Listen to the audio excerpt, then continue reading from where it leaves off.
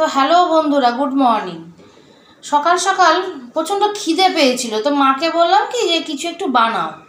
তো লুচি টুচি তো খাবো না এখন, কারণ মোটামুটি মা রাত্রিবেলা লুচি করেছিল গতকাল রাতে। তো আজকে বললাম যে খিদে পেয়েছে, একটু কিছু ইউনিক কিছু বানাও, কারণ শীত পড়ার পর থেকে মা ইউনিক জিনিস বানাতে শুরু করেছে। কী জানি মাথায় কি ভূত চেপেছে, নতুন নতুন আইটেম সব রেসিপি করছে। তো আজকে বললাম যে তুমি আজকেরও ইউনিক কিছু বানাও। তো মা বললো চলে আয়, 2 মিনিটে হয়ে যাবে। তো মা, তোমার ব্যাপারটা কি বলো তো, শীতকাল পড়ার পর থেকে ইউনিক জিনিস শুরু করেছো, কোথা থেকে পাচ্ছ তুমি? ব্রেনের কোন জায়গা থেকে পাচ্ছ এটা? করে খাই, ভালো লাগলে বন্ধুদের শেয়ার করি, এটাই আমার কাজ।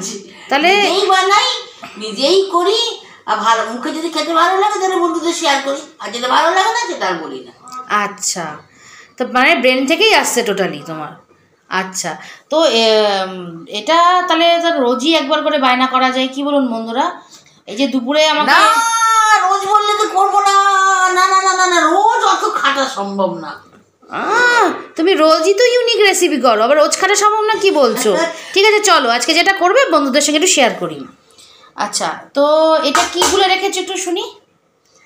এটা সুজি আর ময়দা গুলে রেখেছি। আচ্ছা, কি রেসিপিটার নাম সেটা একটু আমি যেটা বানাবো আজকে, নোনতা পাটিসাপটা। মানে আমরা তো মিষ্টি পাটিসাপটা সবসময় খাই, সুজি ময়দা দিয়েও খাই, আবার চালের গুঁড়ো দিয়ে তো খাই, ওটা তো মানে দুর্দান্ত লাগে।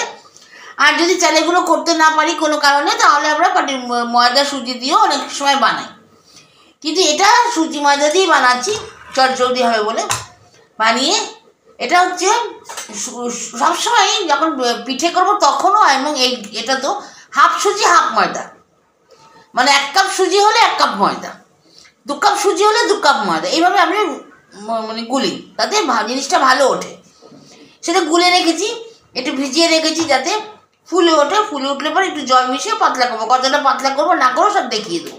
আচ্ছা, একটু নুন দিয়েছো দেখলাম। হ্যাঁ, একটু নুন দিয়েছি এর মধ্যে। আর এদিকে গাজর আর আলু একটু সিদ্ধ দিয়েছি, এটা সিদ্ধ করে নামাচ্ছি।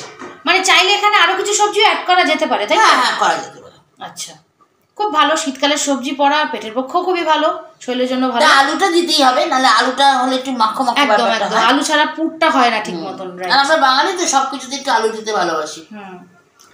তো যাই হোক, এইটা এর মধ্যে অনেক সময় টমেটো দেওয়া যায়, তো আমি সব কিছুতে টমেটো খাই না অত, তাই জন্য টমেটো দিইনি। টমেটো এর মধ্যে দেওয়া যেতে পারে। তো ঠিক আছে বন্ধু, আমি পরে দেখাচ্ছি। ওকে, তাহলে এটা সিদ্ধ হোক, আর তুমি গুলে রেখে দিয়েছো, এখন এটা ফুলবে, এরপর তারপর আমরা আসছি। হ্যাঁ, ঘন হয়ে গেছে, এরপর অবশ্যই জল মেশাতে হবে। তো ঠিক আছে, আমরা আবার এসে পরেরটা দেখছি। এর মধ্যে দিয়েছি 1 টিস্পুন আদা, 1 টিস্পুন জিরের গুঁড়ো, আন্দাজ মতো নুন, আর দিতে হবে একটু চিনি, 1 টিস্পুন মতন চিনি।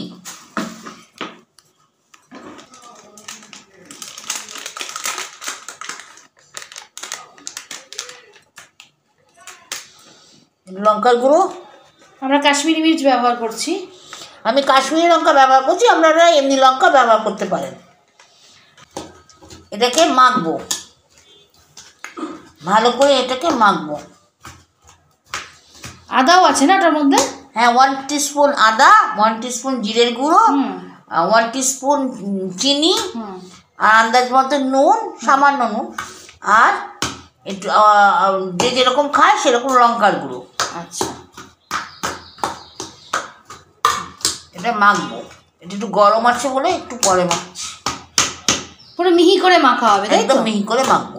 ওকে, মাখার পর দেখাচ্ছি। চটকে মিহি করে মেখে নিয়েছি সিদ্ধগুলোকে। এবার এর মধ্যে আপনারা টমেটোও দিতে পারেন, ঠিক আছে? আমি টমেটো দিচ্ছি না। এবার কড়াতে একটু তেল দিলাম।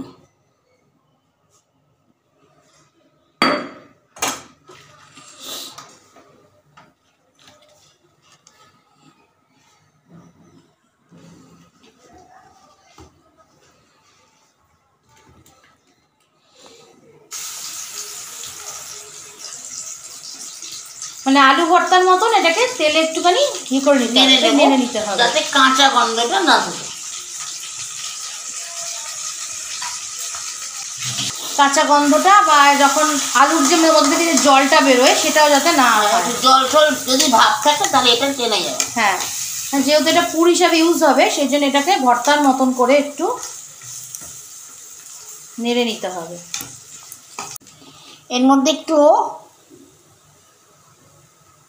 একটু সামান্য ঘি দিয়ে দেবেন। 1 চামচের মতো ঘি দিয়ে দেবেন। সত্যি ইউনিক রেসিপি। আরো কত কি যাবে কে জানে এটার মধ্যে। এটা ঘি দিয়ে বসালেও হতো, আমার মনে ছিল না ঘিয়ের কথাটা। তো বন্ধুরা এটা কিন্তু নামানো হয়ে গেছে। তো এখন কি যাচ্ছে? এখন একটু গরম মশলা, গুঁড়ো গরম মশলা দিয়ে দিচ্ছি। এর মধ্যে একটু গরম মশলা দিয়ে দিলাম, দিয়ে মাখবো।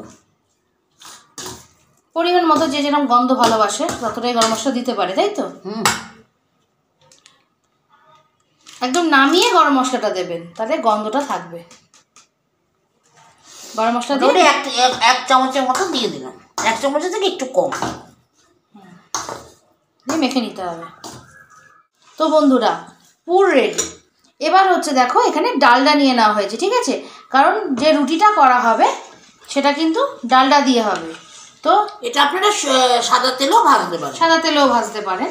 তা আমরা ডালডা নিয়ে নিয়েছি তাহলে টেস্ট হওয়ার জন্য। তো চাটুতে ডালডা দিয়ে দেওয়া হয়েছে, একটুখানি চামচ দিয়ে মাখিয়ে দেওয়া হয়েছে পুরো চাটুটা। বন্ধুরা এবার দেওয়া হচ্ছে এই গোলাটা।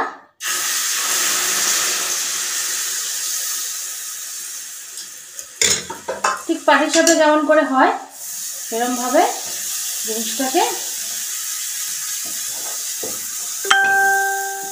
গোল করে নেবেন যতটা সম্ভব।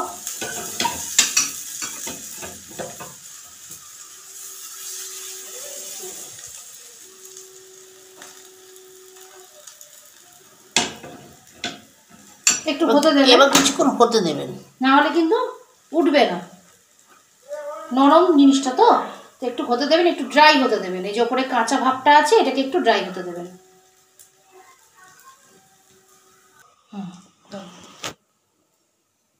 এরপর দিয়ে দেবেন অল্প করে পুর।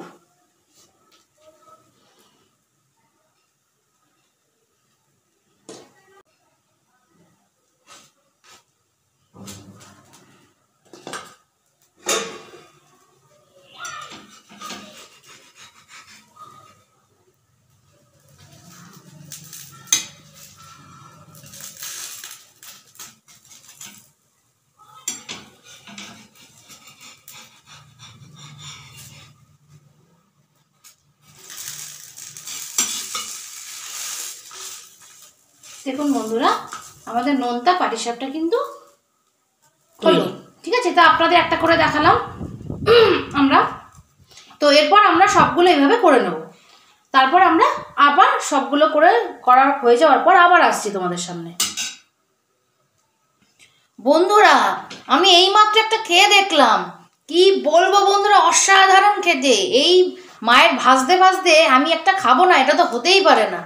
তো তার জন্য এই ইউনিক রেসিপিটা একটু টেস্ট করে দেখলাম, কি যে স্বাদ লাগলো বন্ধুরা, কি বলবো। তোমরা অবশ্যই অবশ্যই অবশ্যই শীতের মধ্যেই এই রেসিপিটা একবার করে খেও, তারপরে আমাকে জানিও কেমন। আমি যেমন করছি তোমরাও করবে। ভালো লাগলে কমেন্টে জানিও। হ্যাঁ চলো বাদবাকিগুলো করে নাও, তারপর আবার বন্ধুদের কাছে আসছি। তো বন্ধুরা দেখো আমাদের পিঠেগুলো কিন্তু মোটামুটি রেডি, আরও হচ্ছে ওদিকে। তো দেখো কেমন দেখতে হয়েছে তোমাদের একটু দেখালাম। পাটিসাপটা থেকে কম কিছু না, এটা পাটিসাপটাই। ওটা মিষ্টি পাটিসাপটা, এটা নোনতা পাটিসাপটা। যারা মিষ্টি পছন্দ করে না তারা এটা খাবে। এবং ইউনিক রেসিপি এবং খেতে অসাধারণ। তো তোমরা অবশ্যই জিনিসটা ট্রাই করো এবং ভালো লাগলে ইউটিউবে সাবস্ক্রাইব এবং আমাদের পেজে ফলো দিয়ে রেখো। তো আজকের মতো রেসিপিটা এখানেই শেষ করছি, টাটা।